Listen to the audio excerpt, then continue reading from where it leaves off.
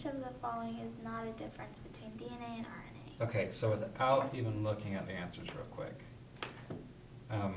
what is DNA and what is RNA? What do you know about them? DNA, Let's kind of just go through some of the definitions and just get them from the back of the book. Okay. And while doing that, we can, have a little, you can put it in your notes, and then you can just refer back to that as like a little extra. And I don't know, what do you think would be the strength in doing that and having definitions right offhand?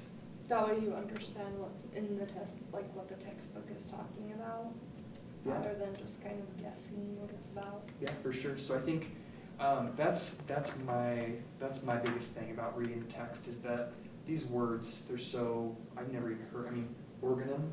It sounds like a made-up word, doesn't it? And that's the thing. It's like, you don't use these in regular language, and so it's good to just have an understanding of that, so that when you're going into it, you can, like you said, have a better understanding of what you're reading.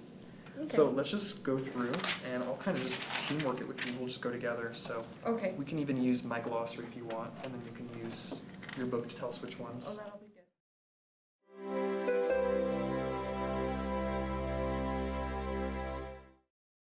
So I don't know if there's a black cat and a white cat and they had gray kittens, then what kind of dominance is that?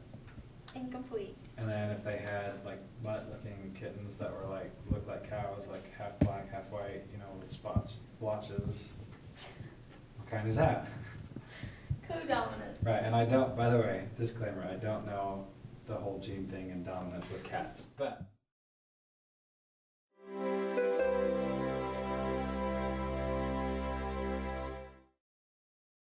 Okay, since chapter 19 is on carboxylic acid derivatives, I came up with a derivative of hangman that we're going to use to start.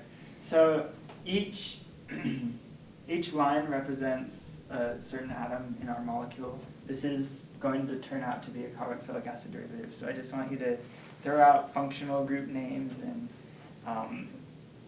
different bonds or hybridizations, just whatever you can come up with, and we'll see where it fits. So is this drawing a picture? Yeah, this is going to be a picture. For the question I created, I included some compounds that were from older chapters, so names that they might have had a harder time coming up with, but based on the structure of things around it, it was figure-outable.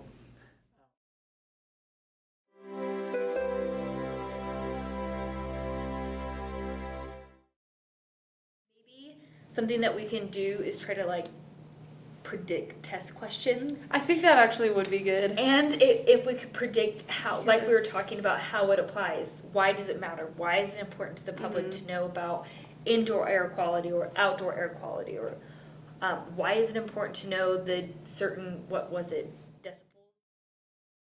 What I wanted to show you about predicting test questions, one of the biggest things. So when we were practicing this earlier, when you're talking about quizzing yourself, you mentioned covering up that side and trying to remember what's there. And there's that as well.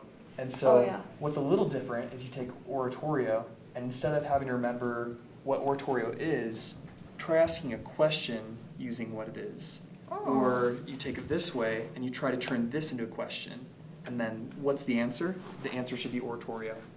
And so maybe we could just practice that real quick and just see how that works. And let's use the past material so that we can kind of get a good idea for it. And then I just skipped a few pages.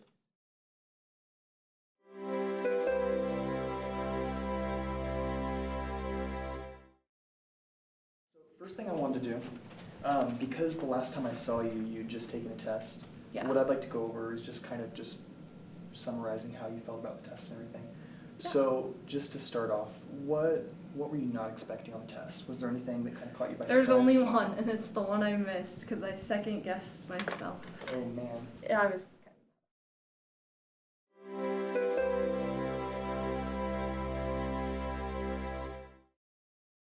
So I think that maybe a good way to start being familiar with that is let's make a map of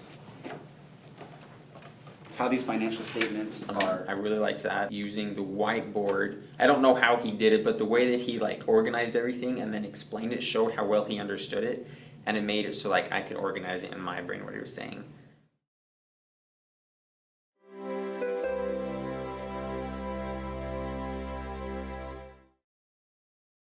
To get ready, make sure so do what I asked, go over those mechanisms, and just do the problems. Yeah, out of the book. Do all the homework problems. Yeah, sounds good. Will you do it? Mm-hmm. Sweet. Perfect. Good. I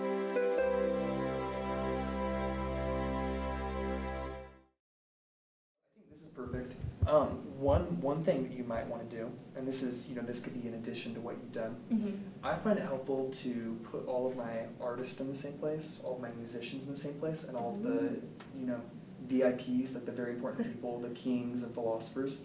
That's a good idea. What that does for you is you can, in your mind, kind of create a checklist, and you can maybe even create like an acronym to remember, which people and stuff. But if you have that checklist in your head, what that does is it makes it so you can basically, when you go and take your test, and if you want to bring a scratch piece of paper, you can just write those names down, and then you have your little, it's like a cheat sheet that you just made, because if you make it from your memory, it's completely, you can do that with the test, and that's fine. Oh, yeah. So and that way, you can know, if you know exactly who did what, and their names right there, you can just be crossing them off the list when you see questions about them. That'll help you a lot. I like that.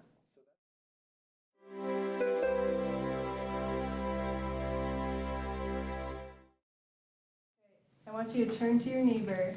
I want you to describe what happens in an A cycle. So I found the pair share to be effective because we went over a long topic, and instead of one person just coming and be like, oh yeah, it goes like this, this, this, and this, and they know it all, they could talk to one another, see if there's any problems together, and then it's more of you need to say everything instead of listening to someone else say it. So I found that really helps to make it so that everyone got a chance to explain it.